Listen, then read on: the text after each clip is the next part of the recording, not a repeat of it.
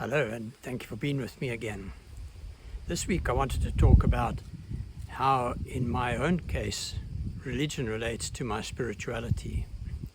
And to do so, I'm taking as a lead the gospel reading set out for Catholics around the world for this coming Sunday. And it's the account of Jesus walking on the water. And it's something to which reference is made even outside of church circles sometimes. What's interesting about this passage starts from the very beginning, because it follows on directly from the feeding of the 5,000, and it tells us so much about what can happen to us in our spiritual life. We can only imagine for the apostles who were present for that feeding of the 5,000 men and more than that, women and children too, so we can imagine more than 10,000 people surely, that they were very up and really felt very proud of being Jesus' disciples and of being associated with him during that event. And then immediately from there, Matthew goes on to point out that Jesus then sent them to cross to the other side of Lake Gennesaret with a boat, and that he would then meet them there. And in the meantime, he would send the crowd home, which he does. And we can imagine him getting into the boat and he's feeling really, as I say, very positive about their relationship with him. And this can happen to us sometimes in our spirituality. We have those glorious moments where you feel very positive and you feel, this is great, I'm making progress, I'm becoming a better person, I can feel the difference in my life, and so on. But then, of course, comes the story of the walking on the water. And here, once again, Peter is used as the prime example of what can happen to us in our faith. Because when they see Jesus walking across the water towards them, and there's this bit of a strong wind blowing and the sea is very choppy, the first thing, of course, that they think is it's a ghost. Even though they knew him so well and they were traveling with him, their first thought was, this is a ghost. And this can happen to us as we go along in our lives, that things happen and sometimes we ourselves hesitate and think, is that real, or was it something that I imagined? Did God really communicate some form of an indication to me of what he wants of me, or is this just my imagination that he's talking to me? And so we can have doubts when things aren't as we expect them to be or as we picture them to go forward. However, when Jesus says, don't be afraid, it is I, of course they're enheartened, and Peter says a very interesting thing, well, if it's you, tell me to come across the waters to you and I will. And he says, come. Well, now that stepping out of the boat onto that water would have been quite a challenge.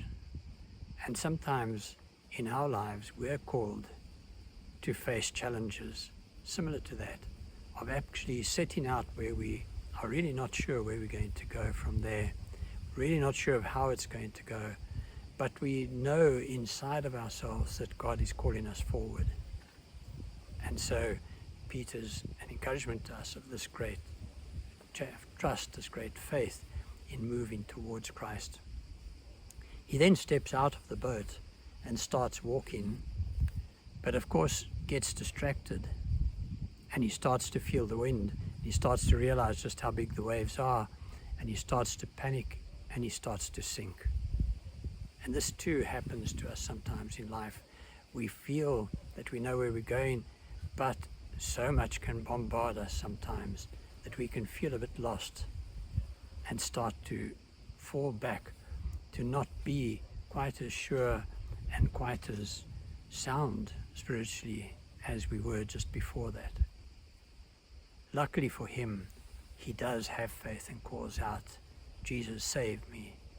And Christ extends his hand and pulls him up out of the waters and saves him. And then they get into the boat together and obviously carry on their voyage, and suddenly this very violent sea and so on seems to calm. So as I say, this is, as far as I'm concerned, where religion comes into my spirituality. Because you see, just being a spiritual being is trying to rely on only my own resources.